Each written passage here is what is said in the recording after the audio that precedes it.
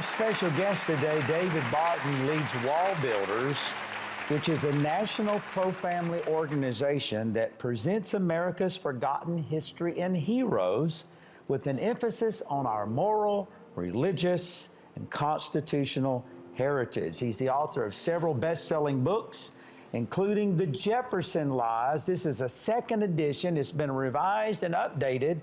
Please join Joni and me as we welcome back David Barton.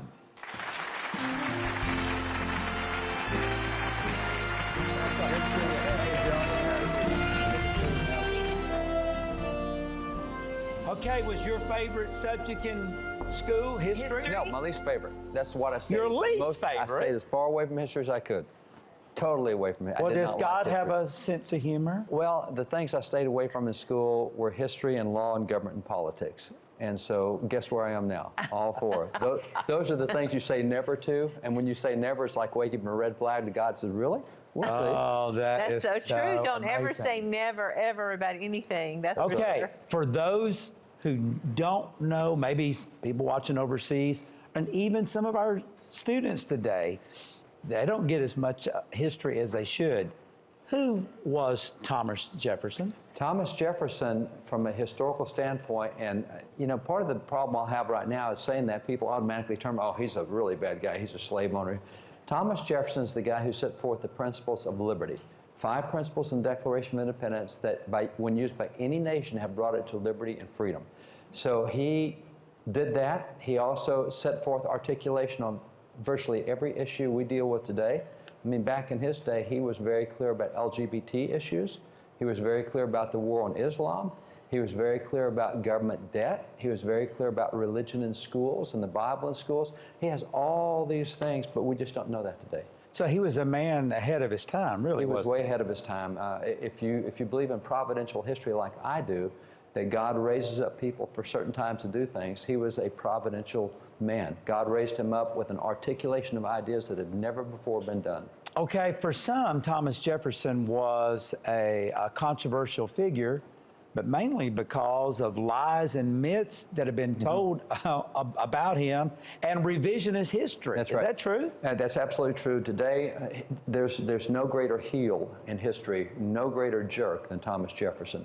And so what you have going right now is calls to remove his face from Mount Rushmore, calls to tear down the Jefferson Memorial. You have calls to take his money off the nickel, off all coins associated with. He's the guy that's responsible for acquiring the territory of Missouri. And so at the University of Missouri, they have a statue of Jefferson, but they want that statue down now.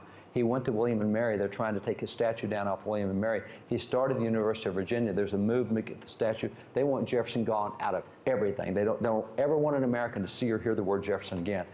And that's all based on misperceptions.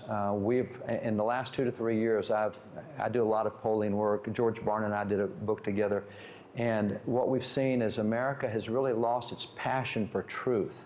And what's happened is we now respond to sound bites. I heard it on the news. One of our friends told me. I saw it on Instagram. And so rather or than... read on the internet. Exactly. Oh, yeah. It's got to be true if it's on the internet. If it's on the internet. There's no question about it, internet. And so what's happened is we don't have a hunger for truth and to search after truth. And as a result, we believe myths. And the problem is when you change your view of history, you change your public policies to correspond to that. It's what you see in the book of Judges and 2 Samuel, so many others. You change the way you see your history and you will change your national behavior, and that's what's happening right now. So political correctness has about ruined our country, hasn't it?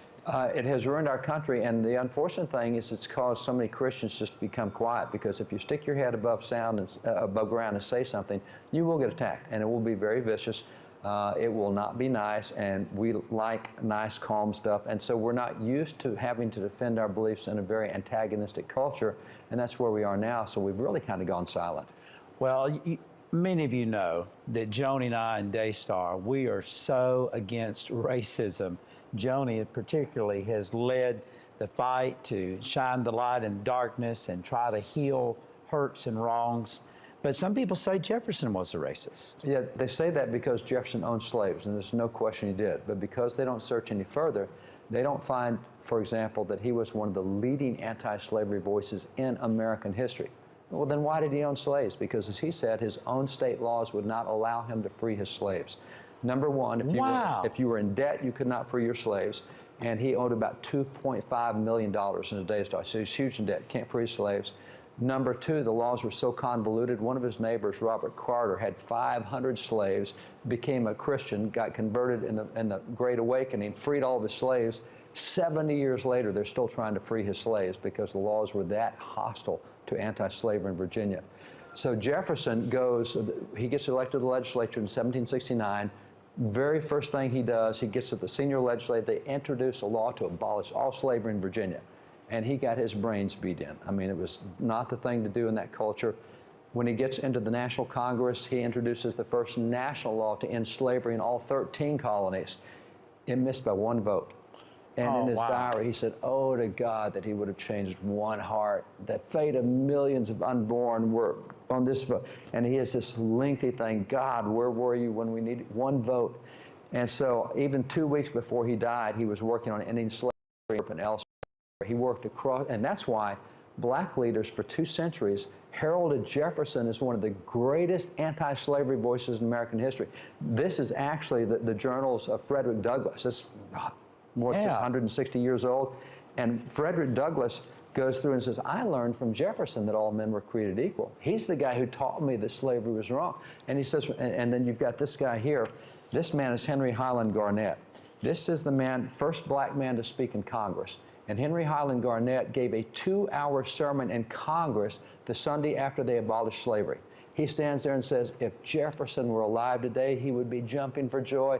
And he talks about how that Jefferson worked for this and we finally saw it this last week when Congress abolished slavery. And so Martin Luther King Jr. praised Jefferson.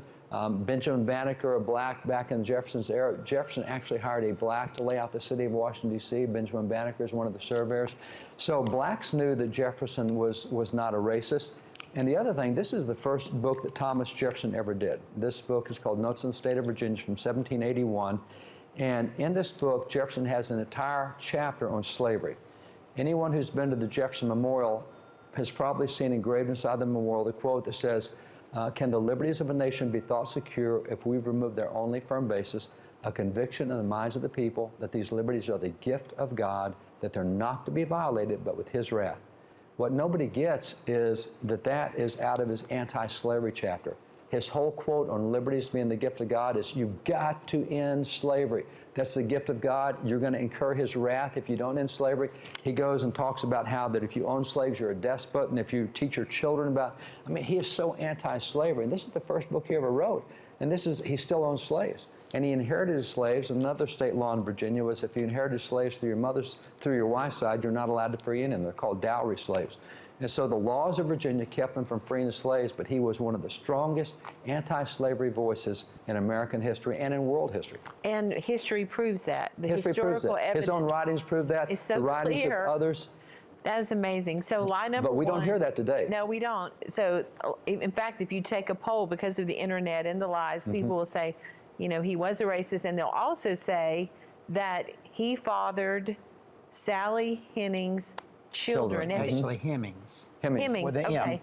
Well, it's interesting because our producer is a young African-American, beautiful girl, and we were talking about this before, and I said, is this not shocking? And she said, it's just crazy how people will believe what they want to believe. But what is the truth about Sally Hemings? In November of 1998, Nature and Science magazine came out with an announcement written by Joseph Ellis, professor, who says, well, we just did DNA testing. DNA testing proves that Jefferson fathered Sally Hemings' children. And that went across the country. Now, it's interesting, it was at the time of the impeachment of Bill Clinton, and Bill Clinton was accused of sexual stuff in the White House.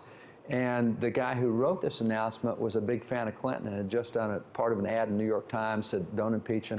And so said, look, if Jefferson's such a great president, did this sexual stuff, then what are you messing with Clinton for? The only problem was 6 weeks later, they pulled the results down. And they said, oops, sorry, DNA didn't prove that. We talked to Eugene Foster, the DNA scientist who did it. He did a second test on it, same results. And you see, there's a couple of problems there. You know, they tested Jefferson. Oh, wait a minute, they forgot to use Jefferson's DNA. They never used Jefferson's DNA at all in the test. So how do you prove he fathered Sally Hemings' children if you never used his DNA? Well, that's a little, you know. And it's that kind of stuff. So 221 news outlets carried the announcement that Jefferson did it. Only 11 carried the retraction that Jefferson didn't do it. So to this day, people are still taught that. And it's been a 200-year myth in history. And what the DNA evidence actually did was disprove the 200-year-old myth that he fathered Sally Hemings' first child, Thomas Woodson, and the DNA testing came back totally negative. There's no Jefferson genes anywhere in the Woodson line, and that was the first child. So, you know, everything's just backwards. Was there someone in his family that did? They tested his uncle, Field Jefferson. His uncle. And for 200 years, they'd believed that Jefferson's brother, Randolph, had fathered children through Hemings. And Hemings' children are actually named after Randolph family names. And so they tested the uncle, and they said, yeah, there's Jefferson genes. And the third child, or the fifth child of Hemings, Eston Hemings. So Jefferson did it. Wait a minute. There's 26 Jeffersons at the time that lived at Monticello. Randolph is long believed to be the one. They did not test Jefferson's DNA. They tested the uncle's DNA. And so what you get is, yes, some Jefferson fathered some children, but they'd believe 5. And it came back that some of the others did not have any Jefferson genes at all. So what you're back to is what history said. Randolph appears to be the guy. Now, there was a dozen professors after this thing that came out that believed Jefferson did it, and they did this study on it, a year study, and they all came back and said, you know what, we all believe Jefferson didn't do it. We started thinking he did. So they said we were wrong about our assumption. We so went was this through. the uncle that actually did father some of these children? No, it's the uncle, it's that line of the family. And Jefferson's brother, Randolph, you know, that's where you get the testing, the descendants. Right. Because Jefferson, you can only test DNA through male descendants. Jefferson had no male children that lived, so there was none there to test. So they go over to the other side of the family, and that's where they found it. And that doesn't tell us anything other than what history's already told us.